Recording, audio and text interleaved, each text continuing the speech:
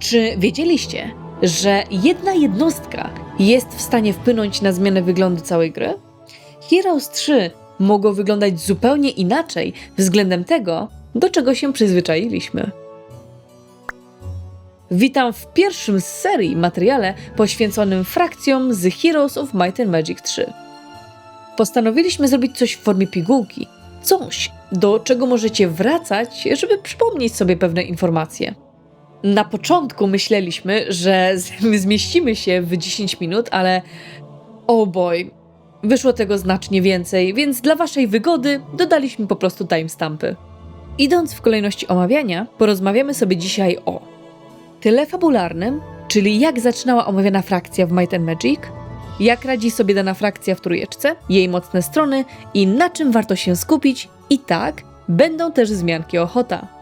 Inspiracji światem rzeczywistym, w końcu w fantasy można znaleźć sporo nawiązań do rzeczywistości.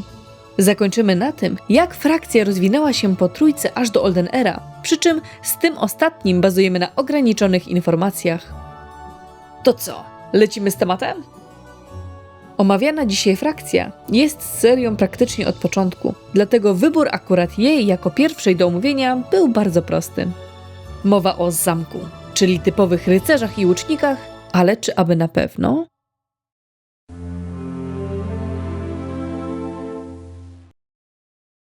Pierwszych wzmianek o tym królestwie ludzi możecie szukać w Might and Magic, gdzie nasza drużyna wyrusza z Sorpigal w poszukiwaniu przygód. W pewnym momencie trafiają na Lorda Iron Fista, zasiadającego w zamku White Wolf. Ten zleca naszym podróżnikom odnalezienie zaginionego Lorda Kilburna, co uruchamia machinę fabularną, kończącą się na bramie do innego świata. Następny raz, kiedy usłyszymy o Iron Fistach, nastąpi w pierwszej części Heroesów, gdzie Morglin Iron Fist jest liderem rycerzy.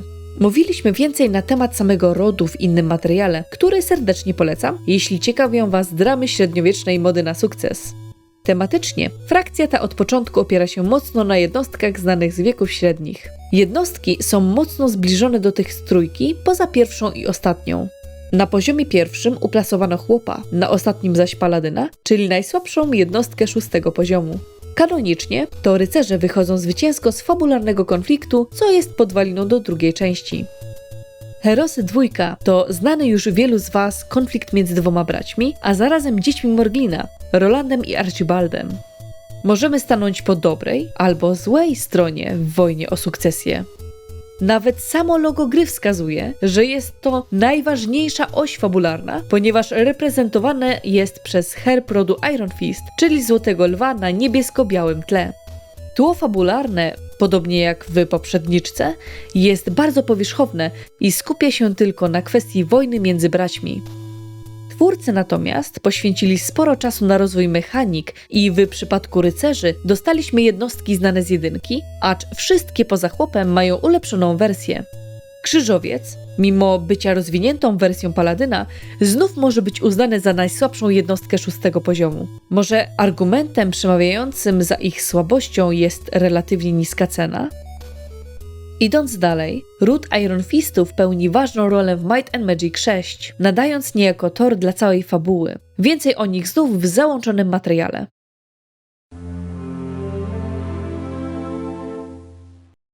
Przejdźmy sobie do konkretów związanych z trójeczką. Jeśli dopiero zaczynacie swoją przygodę z tą fantastyczną serią, mam nadzieję, że materiał ten pomoże Wam w Waszych początkach, a doświadczonym graczom odświeży wiedzę. To tu, to tam. Nadmienimy też co nieco o zmianach wprowadzonych przez Hotę dla tych, którzy grają w ten nieoficjalny dodatek. Zamek jest w zasadzie jednym z lepszych wyborów, jeśli chodzi o stawianie pierwszych kroków w świecie Heroes of Might and Magic 3. Większość jednostek jest zbalansowana, a anioły i archanioły są wybitnymi jednostkami poziomu 7. Najlepszym starterem, jeśli chodzi o bohaterów, jest Valeska, która zaczyna z 3 oddziałami łuczników stanowiących solidną początkową armię. Wczesny etap rozgrywki zamkiem opiera się właśnie na jednostkach strzelających, które jak najszybciej trzeba ulepszyć, aby miały podwójny strzał. Dzięki takiemu zabiegowi możliwa jest wstępna ekspansja na mapie przygody. Po ulepszeniu kuszników warto zainwestować w arenę walk. Polecamy też jak najszybciej postawić portal chwały, dzięki któremu będziecie w stanie rekrutować anioły i po zupgrade'owaniu archanioły. Fantastyczną opcją w tym mieście jest stajnia, zwiększająca ruch bohatera odwiedzającego miasto do końca tygodnia.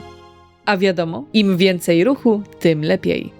Co ciekawe, w podstawowych Horosach zakres dodatkowego ruchu wynosi 400, a w Hocie zmniejszono to do 300. Jeśli chodzi o sam koszt rozwoju miasta, no niestety zamek nie należy do najtańszych i trzeba jednak posiadać trochę zasobów. Ale warto! Gildię magów rozbudujemy maksymalnie do 4. poziomu. Bohaterowie w zamku mają klasę rycerza bądź kleryka. Sam design zamku przypomina średniowieczne miasto bądź królewską przystań z Gry o Tron. Przejdźmy sobie do jednostek. Pikinierzy oraz halabardnicy to dobra, mocna jednostka 1. poziomu, która może wziąć wiele na klatę podczas wczesnego etapu gry.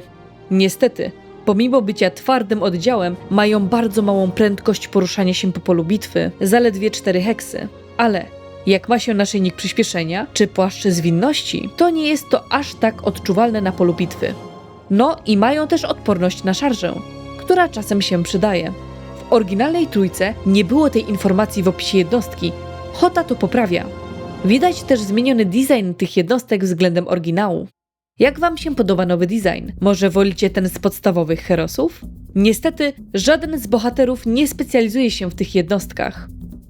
Łucznicy to jednostka 2. poziomu. Najlepiej natychmiast ją ulepszyć, aby mieć kuszników, którzy już strzelają mocniej i w dodatku 2 razy. Co ciekawe, obie formy latają z kuszą, a jedna nazywa się łucznik. Ulepszona wersja ma 24 bełty do wykorzystania, 2 razy więcej w porównaniu do bazowej. Nie musimy przejmować się tym ograniczeniem, jeśli mamy wóz z amunicją, którego niestety nie da się kupić w zamku. Bohaterką ze specjalizacją w tych jednostkach jest Waleska. Gryf jest bardzo użyteczną jednostką 3. poziomu, zwłaszcza jeśli chodzi o kwestię kontrataku. Nieulepszony gryf ma 2 kontrataki, a królewski ma ich nielimitowaną ilość. Czyli za każdym razem, kiedy zostanie zaatakowany, odda z nawiązką. W dodatku są to jednostki latające z całkiem dobrym zakresem ruchu. Taki gryf królewski jest w stanie przemieścić się aż o 9 heksów. Jeśli chcemy wziąć bohatera ze specjalizacją od tych jednostek, to Edric the Knight będzie odpowiednim wyborem. Następni w kolejce są zbrojni oraz ich ulepszona forma krzyżowcy. Jedna z moich ulubionych jednostek w tym zamku. Jak pierwsza forma jest taka trochę basic, to druga jest już znacznie bardziej konkretna. Bardzo wytrzymałe jednostki, które mogą zadać ładne obrażenia, a w dodatku zyskują zdolność podwójnego uderzenia podczas walki, co się bardzo ładnie sprawdza na polu bitwy, kiedy atakujemy wrogą jednostkę. Bohaterzy ze specjalnością w zbrojnych i krzyżowcach to Sorsha, Katarzyna i Roland. Kolejną jednostką są mnisi i ich ulepszona wersja kapłani.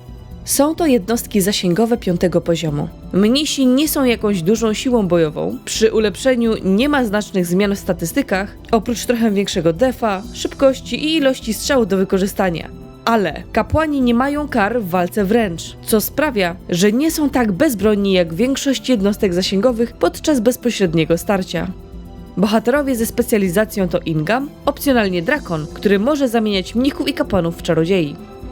Jeśli pikinierzy biorą sporo na klatę we wczesnych etapach gry, to kawalerzyści i czempioni są niczym Mustang, mknący po autostradzie pola walki.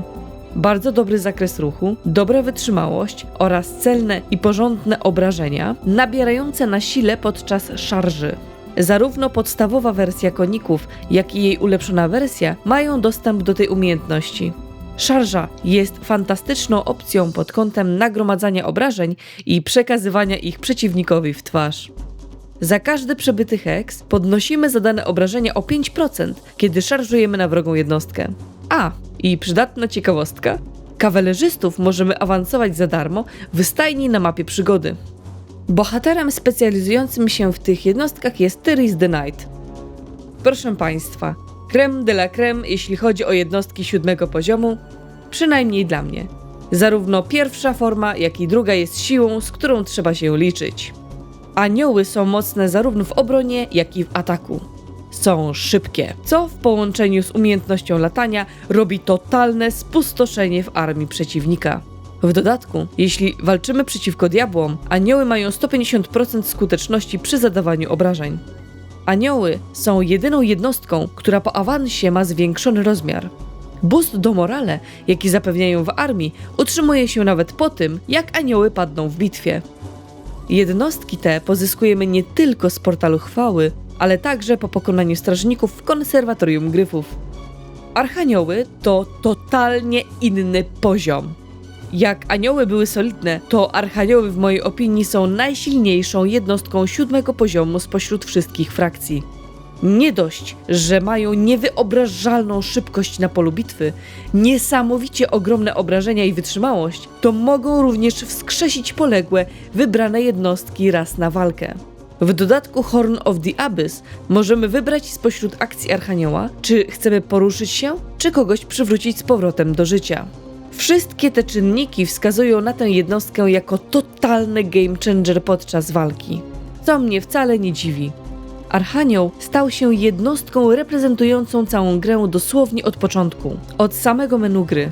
Co ciekawe, Gregory Fulton opowiada w newsletterze do Fanstatics, jak ta jednostka wpłynęła na wygląd interfejsu. Podczas developmentu trójki, Mark Caldwell, executive producer, nie lubił interfejsu gry, uważał, że jest paskudny. Mark razem ze Scottem White, artystą odpowiedzialnym za zamek, jak i fortecę, długo zachodzili, co może być nie tak. Przecież Archanioł wyglądał fantastycznie. Po wymianie zdań okazało się, że chodzi o menu scenariusza, w którym dominował kolor brązowy, podobnie jak w dwójce. W drodze kompromisu stanęło na wzięciu schematu kolorów z Archanioła, czyli znany nam już dobrze niebieski, złoty oraz biały. Jeśli dotarliście do tego momentu, to serdecznie Wam dziękuję. Jesteście wspaniali. Składaliśmy ten materiał od dawna i mam nadzieję, że się Wam spodoba. Każdy like, każdy sub, każdy komentarz daje nam coraz więcej motywacji do działania. Jako mali twórcy ciągle walczymy z YouTube'em, żeby pokazywał nasze materiały tym z Was, którzy chcieliby je obejrzeć. Więc jeśli znacie kogoś, komu by podeszły takie materiały, to podajcie je dalej. No dobra, koniec tej autoreklamy. Lecimy dalej.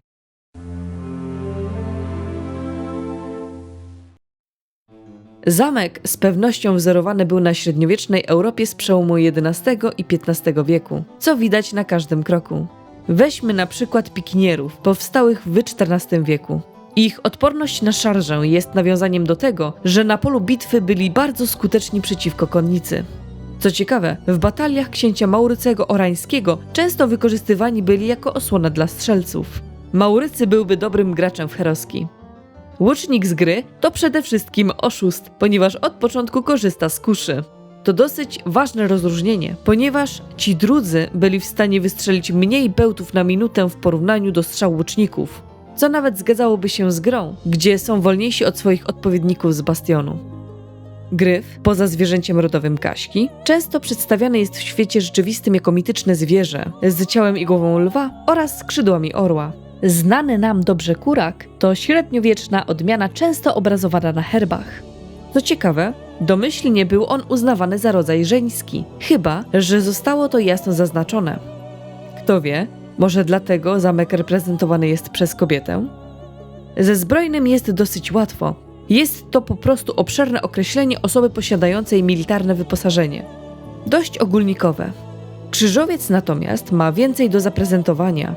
Między XI a XIII wiekiem nazywano tak uczestników krucjat na wezwanie papieża przeciwko innowiercom, często pokazywany w kolczudze, z tarczą i hełmem. Jednostka w grze wyróżnia się tym, że jest w pełnej zbroi płytowej. Zauważcie, że pojawił się już w drugiej części i niejako teasował kierunek rozwoju tej frakcji, ponieważ mamy też mnichów. Najczęściej widuje się ostatnio bardziej orientalną wersję, opartą na mnichach buddyjskich, nasi natomiast są wypisz, wymaluj średniowiecznymi mieszkańcami zakonów zaraz obok kapłanów. Kawalerzystów oraz czempionów wyposażonych w kopię często można było zobaczyć w turniejach. Zdarzało się, co prawda, wykorzystanie ich też w walce, choć skuteczność pozostawiała wiele do życzenia ze względu na kruchość broni. To zmuszało czempionów do nawrotu po kopię kopii.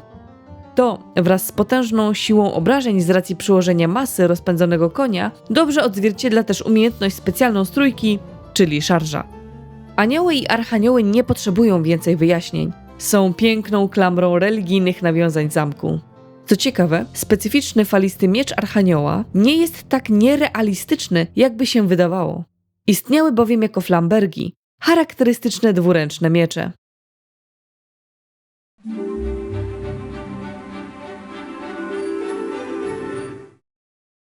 Zamek jest na tyle związany z serią, że jest z nią od początku po dziś dzień. Might and Magic 7 kontynuuje linię fabularną prowadzoną przez Heroes 3 i postacie znane z tej frakcji pojawiają się w grze. Więcej na ten temat możecie posłuchać w tym materiale. Tak samo jest też z 8, ale to zostawmy na zupełnie inny materiał. W 4 mamy przystań, reprezentowaną przez Lysandera, władcę Paleidry, bezpośrednich następców Królestwa Erathi, które zakończyło swoje panowanie wraz ze zniszczeniem całej planety. Jednostki doznały pewnego rodzaju zamieszania. Na poziomie pierwszym mamy Giermka, trzecim Balisty i zniknęły Gryfy. Ostatni raz, kiedy możemy myśleć o jakimkolwiek nawiązaniu w oryginalnej serii, jest Might and Magic 9 i pojawiający się tam dorosły Nikolaj, jakimś cudem ocalały po zagładzie. Wraz z 5 Ubisoft pracował nad rebootem serii, ale na szczęście zachowali frakcję przystani. Wrócił chłop, prawilny łucznik oraz Gryfy. 6 doznała udaru słonecznego i motywem przewodnim przystani jest światło. Mnich wypiękniał, pojawiły się żywiołki światła, a czempioni przesiedli się na świetliste rumaki. 7 otrząsnęła się i wróciła do bardziej przyziemnych jednostek z wilkorami reprezentującymi księstwo wilka oraz landsknechtami jako stworzenia bohaterskie, które odbieram jako odpowiednik krzyżowca z części poprzedzających 3. Olden Era ciekawie wykorzystuje lore starej serii i wplata je we frakcję świątyni, opartej na świątyni słońca znanej z Might and Magic 8, ale pojawiającej się również na wyspie Evenmorn oraz Celest w 7. Jeśli chodzi o ujawnione na ten moment jednostki, to mamy klasycznie mieczników oraz kuszników. W trailerach można zobaczyć też kawalerzystów, pewnego rodzaju kapłanów bojowych, postać z kosturem, jak i łucznika z ostrzami na plecach przypominającymi ostrza. Widać też anielskie istoty z 2 mieczami, lecz na ten moment ciężko stwierdzić, czy coś z tego to rozwinięcie tej samej jednostki, bądź postać do przyzwania za pomocą zaklęcia. I tak oto prezentuje się zamek. Frakcja może i nie najlepsza, ale też posiadająca spore grono fanów. Idealna na początki w Heroes 3, ale świetna, jeśli ktoś potrafi doskonale wykorzystać jej atuty. Frakcja, która chyba jest najbardziej ugruntowana w historii serii wśród wszystkich. Szybko doszliśmy do wniosku, że powinna pojawić się w pilotażowym materiale z całej serii. A wy, co sądzicie o Kaśce i spółce? Czy lubicie zamek, czy może bliżej wam do innych frakcji? Dajcie znać w komentarzach, a tymczasem do zobaczenia w kolejnym materiale, gdzie będziemy rozbierać Bastion na części pierwsze. Do zobaczenia!